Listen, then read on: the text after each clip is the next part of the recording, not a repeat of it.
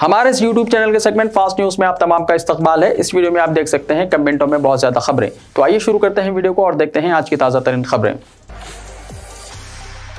दावत इफ्तार। सीएम रेवंत रेड्डी ने रमजान की मुबारकबाद दी। मुसलमानों के लिए 4% रिजर्वेशन जारी रखने का यकीन दिलाया। रमजान की मुबारकबाद देते हुए चीफ मिनिस्टर रेवंत रेड्डी ने कहा कि कांग्रेस हुकूमत सेकुलर गवर्नेंस की फराहमी के लिए कोशिश रहेगी और यकीन दिलाया कि रियासत में मुस्लिम कम्युनिटी को 4% रिजर्वेशन जारी रखा जाएगा। कांग्रेस हुकूमत ने मुस्लिम अक़लियतों को 4% रिजर्वेशन लागू किया था। इसके अलावा कॉरपोरेशनों के जरिए खर्चों में तोसी की थी। उन्होंने जुमे को यहाँ रियासती हुकूमत की तरफ से मुनक्किदा इफ्तार पार्टी में कहा कि कांग्रेस हुकूमत अक़लियतों की बहबूद के लिए अच्छे प्रोग्राम मुतारिफ कराएगी। इफ्तार पार्टी में AIMIM पार्टी के सदर barrister Asaduddin Owaisi, Mohammad Ali Shabbir, Jafar Hussain Miraj, deputy chief minister और दीगर मौजूद थे। BRS रुकन कौंसिल कविता की रिहाइशगाह पर IT के धावे। तेलंगाना के साबिक चीफ मिनिस्टर चंद्रशेखर राव की बेटी और BRS के रुकन कौंसिल कविता के घर पर IT के धावे जारी हैं। IT हुक्काम कविता की रिहाइशगाह की तलाशी ले रहे हैं। IT धावे में दिल्ली के 10 एहलकारों की एक टीम ने हिस्सा लिया। ऐसा लगता है कि IT ने ED हुक्काम के साथ मिलकर ये तलाशी ले रहे हैं। इन्हें 4 टीमों में तश्कील दिया गया है और तलाशी मुहिम जारी है। IT धावे के पेश नज़र कविता की रिहाइशगाह के करीब भारी तादाद में पुलिस तैनात कर दी गई है। दूसरी तरफ सुप्रीम कोर्ट ने शराब के मामले में ED के समन को मनसूख करने के लिए कविता की दरख्वास्त की समाअत इस महीने की 19 तारीख तक मुलतवी कर दी। हैदराबाद से मुकाबला ना करने BRS पार्टी का फैसला। लोकसभा इलेक्शन में BRS पार्टी ने हैदराबाद लोकसभा से मुकाबला ना करने का फैसला किया है और हैदराबाद की सीट अपने हलीफ जमात BSP के लिए छोड़ देने का फैसला किया है। वाज़ेह है कि BRS पार्टी ने BSP के साथ मिलकर मुकाबला करने का फैसला किया है। इस सिलसिले में दोनों जमातों के दरमियान इंतखाबी इत्तेहाद तय हुई है, जिसके तहत हैदराबाद और नागर कर्नूल लोकसभा को BSP के लिए छोड़ देने का फैसला किया गया है। सदर BRS चंद्रशेखर राव के साथ 5 मार्च को तेलंगाना BSP के सदर RS प्रवीण कुमार ने मुलाकात की थी और इंतखाबी इत्तेहाद तय किया था। 10th क्लास के एग्जाम्स में स्टूडेंट्स को 5 मिनट का ग्रेस टाइम। SSC बोर्ड ने एक और अहम फैसला करते हुए 10th क्लास के सालाना एग्जाम्स में 5 मिनट देर से पहुंचने वाले स्टूडेंट्स को एग्जाम्स लिखने का मौका फराहम करने से इत्तेफाक किया है। इसके बाद पहुंचने वाले स्टूडेंट्स को इम्तिहानी मराकज़ में दाखिल होने की इजाज़त नहीं दी जाएगी। स्टूडेंट्स को मुकर्ररा वक्त से पहले इम्तिहानी मराकज़ पहुँच जाने की हिदायत दी गई है। वाज़ेह है कि 18 मार्च से 10th क्लास के सालाना एग्जाम्स का आगाज़ हो रहा है। SSC बोर्ड के अहदेदारों ने तमाम तैयारियों को खतियत दे दी है। पेपर के लीक होने को रोकने के लिए बड़े पैमाने पर सख्त सिक्योरिटी इंतजाम किए जा रहे हैं। पेपर कोड सब्जेक्ट मीडियम गलत आ जाने पर इन्विजिलेटर्स फौरी चीफ सुपरिटेंडेंट डिपार्टमेंट के अहदेदारों यानी CSDO से रब्ता करें। इस मामले में गफलत और लापरवाही का मुजाहरा करने वालों के खिलाफ कानून 1997 के तहत तादेबी कार्रवाई करने का इंतबाह दिया गया है। ग्रुप 1 की नौकरियों के लिए दरख्वास्तों की तारीख में तोसी कर दी गई। तेलंगाना पब्लिक सर्विस कमीशन ने ग्रुप 1 की मुलाजिमतों को पुर करने के लिए होने वाले एग्जाम्स की दरख्वास्तों की वसूली की आखिरी तारीख में तोसी की है। उम्मीदवारों को मजीद 2 दिन तक दरख्वास्त दाखिल करने की सहूलत फराहम की गई है। रियासत भर में ग्रुप 1 के 563 ओहदों को पुर करने के लिए गुज़िश्ता महीने की 19 तारीख को नोटिफिकेशन जारी किया गया था। 23 फरवरी से ऑनलाइन दरख्वास्तों की वसूली शुरू की गई थी। गुज़िश्ता रोज तक 2.7 लाख से ज़ायद दरख्वास्तें वसूल की गई हैं। शेड्यूल के मुताबिक जुमेरात की शाम 5 बजे तक दरख्वास्तें कबूल की जाने वाली थी। ताहम कमीशन ने इसमें मजीद 2 दिन का इजाफा कर दिया है। राशन कार्ड के बगैर आवाम को आरोग्यश्री स्कीम से इस्तेफादे की सहूलत। हुकूमत रियासत में आरोग्यश्री को स्पेशल स्कीम के तौर पर नाफिज करने का इरादा रखती है। राशन कार्ड और मालियाती मौक़ूफ़ के ताल्लुक़ के बगैर तमाम लोगों को इस स्कीम से फ़ायदा पहुँचाने का फैसला किया गया है। इस फैसले के मुताबिक इस्तेफादा कुनंदगान को राजीव आरोग्यश्री के नाम से नए राशन कार्ड जारी करने का मनसूबा तैयार किया जा रहा है। इस पस मंज़र में अहदेदार गाइडलाइंस तैयार करने में मसरूफ़ हो गए हैं। बावसूख ज़राए से पता चला है कि प्राइवेट इंश्योरेंस कंपनियों की तरह हर ख़ानदान को एक यूनिट के तौर पर लेते हुए एक खुसूसी नंबर देने और कार्ड जारी करने का फैसला किया गया है।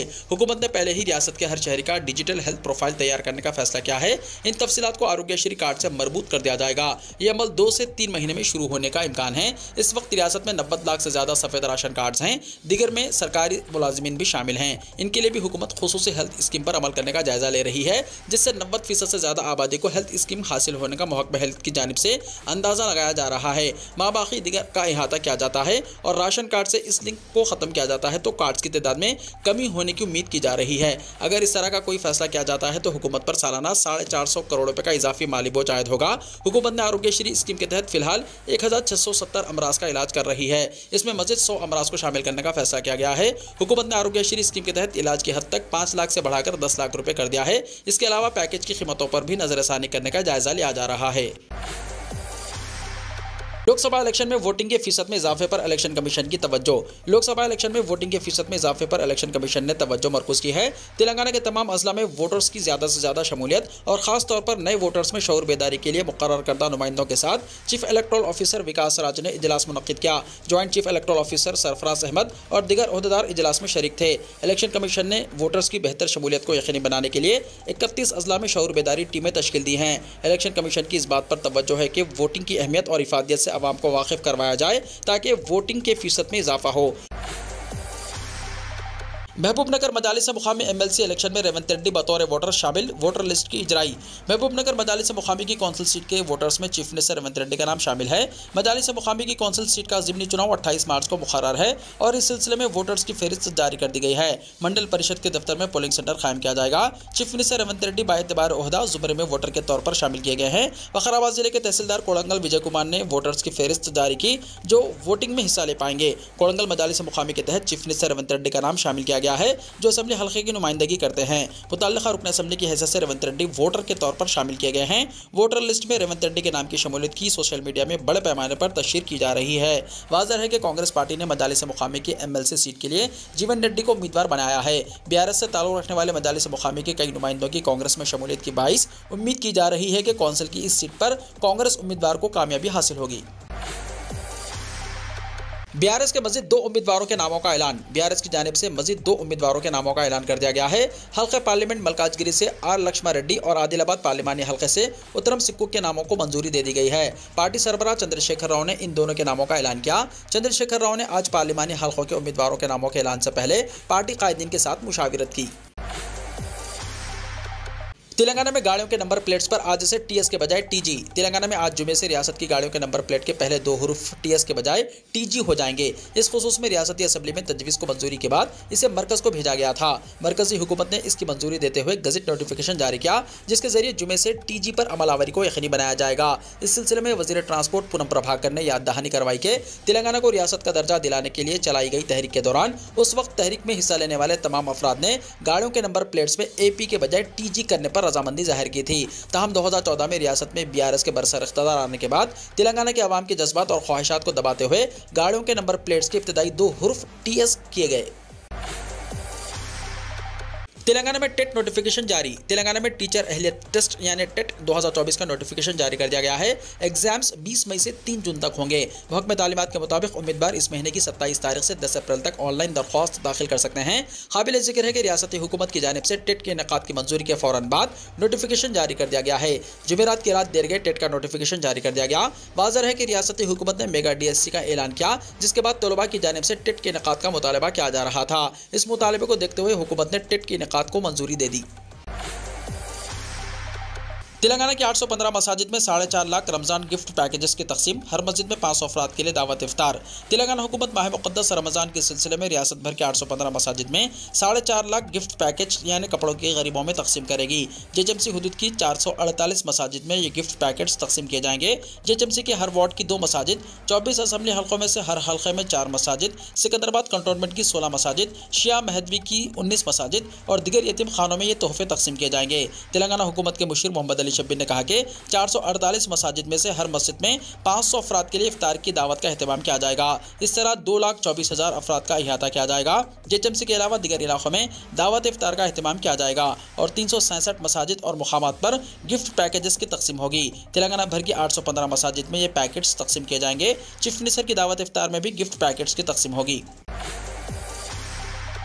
लोकसभा इलेक्शन का शेड्यूल कल होगा जारी। इलेक्शन कमीशन ने कहा लोकसभा इलेक्शन के लिए कल यानी 16 मार्च को शेड्यूल जारी किया जाएगा। कल दोपहर 3 बजे सेंट्रल इलेक्शन कमीशन की जानिब से इंतखाबात का शेड्यूल का ऐलान किया जाएगा। इलेक्शन कमीशन की जानिब से आज सोशल मीडिया के जरिए इस बात की इत्तला दी गई है। लोकसभा इलेक्शन के साथ साथ आंध्र प्रदेश समेत 5 रियासतों के असेंबली इंतखाबात के लिए भी तवारीख का ऐलान किया जाएगा। मौजूदा लोकसभा की मियाद 16 जून को खत्म होने वाली है, जबकि आंध्र प्रदेश, उड़ीसा, अरुणाचल प्रदेश, सिक्किम असेंबली के लिए जारी साल इंतखाबात होने वाले हैं। इसके लिए इलेक्शन कमीशन ने मुल्क की कई रियासतों का दौरा किया। मुकामी सियासी जमातों और ओहदेदारों के साथ इजलास तलब करने के बाद शेड्यूल को खतियत दे दी गई है।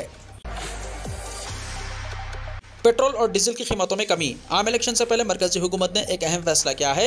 मुल्क भर में पेट्रोल और डीजल की कीमतों में इजाफे से परेशान गाड़ीरानों को राहत दी गई है। मरकज ने पेट्रोल और डीजल की कीमतों में फीकस 2 रुपये की कमी का ऐलान किया है। इन नई कीमतों पर जुमे की सुबह 6 बजे से अमल हो चुका है। ये बात मरकजी वजारत की जानिब से बताई गई है।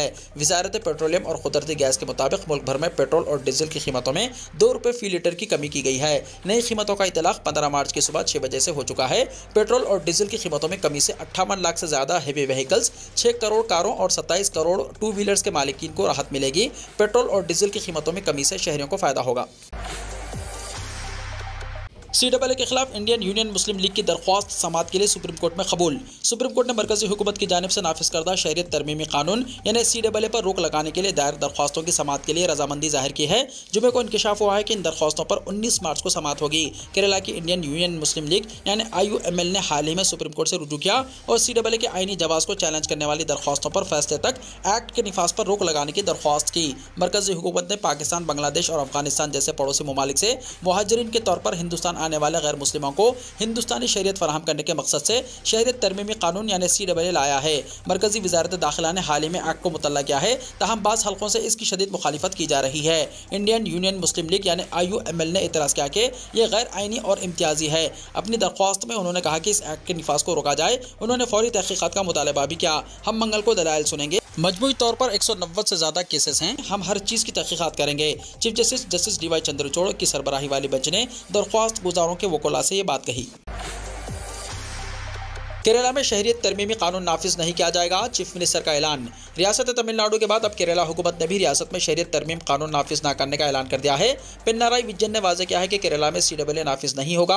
मरकजी हुकूमत की जानिब से पूरे मुल्क में CAA नाफिज करने का ऐलान गुज़िश्ता दिनों किया जा चुका है, लेकिन बाज़ रियासतें इसके हक़ में नहीं हैं। केरला के चीफ मिनिस्टर ने भी ऐलान कर दिया है कि रियासत में CAA नाफिज नहीं होगा। उन्होंने अपने एक बयान में कहा है कि केरला में शहरियत तरमीमी कानून नाफिज नहीं किया जाएगा। चीफ मिनिस्टर ममता बनर्जी पेशानी पर चोट लगने से जख्मी। मगरबी बंगाल की चीफ मिनिस्टर ममता बनर्जी शदीद जख्मी हो गई। हादसे में उनके सर पर चोट आई, पेशानी से खून बह रहा था, जिसके नतीजे में ममता बनर्जी को फौरी तौर पर कोलकाता के SSKM अस्पताल मुंतकिल किया गया और उनका इलाज किया जा रहा है। बंगाल में हुक्मरान तृणमूल कांग्रेस यानी TMC पार्टी के ऑफिशियल एक्स पर इसकी इत्तला दी गई। ताहम यह हादसा किस तरह पेश आया इसका तस्करा नहीं किया गया। पार्टी की जानिब से जारी करता पोस्ट में बताया गया कि उनकी पार्टी के सरबराह के सर में चोट आई है। ममता बनर्जी के माथे से खून बहने वाली तस्वीर भी शेयर की। फिलहाल वो SSKM अस्पताल में जेर इलाज हैं। पार्टी के कई कायदीन ने ममता बनर्जी की सेहतयाबी के लिए दुआ की दरख्वास्त की है। ताहम TMC ने यह नहीं बताया कि यह हादसा कैसे पेश आया, लेकिन ममता बनर्जी के बारे में कहा जाता है कि वो घर से फिसलकर गिर पड़ी थी, जिसकी वजह से उनके पेशानी पर शदीद चोट लगी। बिहार के साबिक वजीर तेज प्रताप यादव की तबीयत बिगड़ी, अस्पताल में दाखिल। RJD सदर लालू प्रसाद यादव के बेटे और बिहार के साबिक वजीर तेज प्रताप यादव की तबीयत जुमे को अचानक खराब हो गई। इन्हें फौरी तौर पर पटना के एक प्राइवेट अस्पताल ले जाया गया, जहां उनका इलाज किया जा रहा है। रिपोर्ट के मुताबिक तेज प्रताप यादव ने दोपहर में सीने में दर्द की शिकायत की थी। डॉक्टरों की टीम इसका मुआयना कर रही है। इनकी तबीयत खराब होने की खबर के बाद हामियों की बड़ी तादाद अस्पताल पहुंचना शुरू हो गई। गजा के जुनूब मशरक़ी शहर में इसराइली हमले में 21 अफराद हलाक। गजा शहर में इमदाद के मुंतज़िर फ़लस्तीनियों के एक इज्तिमा पर इसराइली हमले में कम अज़ कम 21 अफराद हलाक और 150 दिगर जख्मी हो गए। ये इत्तला फ़लस्तीनी वज़ारत सेहत ने जुमे को एक बयान में दी। ऐनी शाहिदीन और ज़राए ने ज़हनवा को बताया कि फ़लस्तीनियों का एक ग्रुप गजा में कुवैत क्रॉसिंग पर इमदाद लेने के लिए मौजूद था, जब हेलीकॉप्टरों ने इज्तिमा की तरफ अपनी मशीन गनों से गोले दागे। बयान में कहा गया है कि मुश्किल मैदानी हालात के बावजूद मरने वालों की बाजियाबी और जख्मियों को निकालने की कोशिशें जारी हैं। इसने कहा कि शदीद जख्मी होने की वजह से मरने वालों की तादाद में इजाफे का खदशा है।